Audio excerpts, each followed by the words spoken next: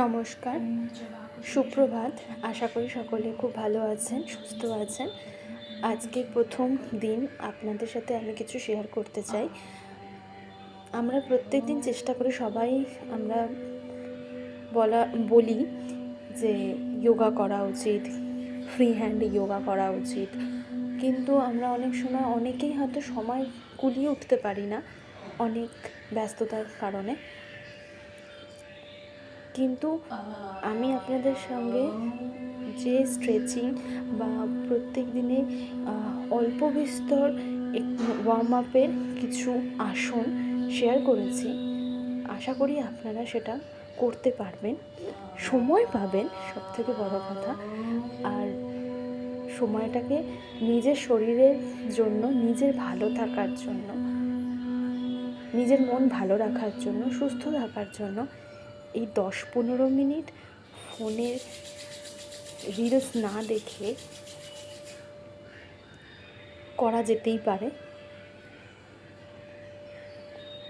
চেষ্টা করতে পারি একদিন 5 মিনিট, একদিন 10 মিনিট, তারপরের দিন 15 মিনিট, তারপরের দিন 20 মিনিট, এইভাবে করার জন্য। ধীরে ধীরে দেখবেন আমরা ঠিক অভ্যস্ত হয়ে গেছি। আর কোনো কাজ জানেন তো, চেষ্টা করলে সেটা যখন অভ্যাস হয়ে যায়, তখন দেখবেন হাজার ব্যস্ততার মাঝেও ঠিক অভ্যাসটা আপনাকে নাড়া দিয়ে উঠবে সারাদিনের মধ্যে। আজকে আমি এই কাজটা করিনি বলে ঠিক করা নাড়বে, আর তখনই দেখবেন আপনি সেই কড়া নাড়াতে আপনি সাড়া দেবেন।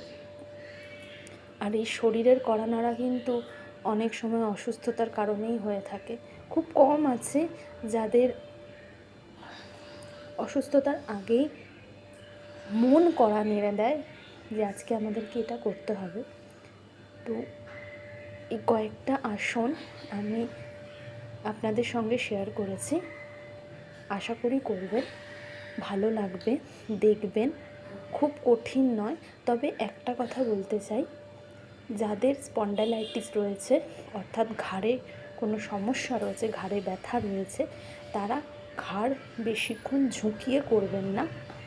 হাতে যদি কারোর খুব যন্ত্রণা থাকে, মানে অর্থাৎ ফ্রোজেন শোল্ডার থাকে, তারা হাতের ব্যায়ামটাকে একটু ধীরে সুস্থে করবেন। আজকের মতো এখানেই শেষ করছি। আবার নতুন নিয়ে আসবো কিছু স্ট্রেচিং ওয়ার্ম আপের ভিডিও।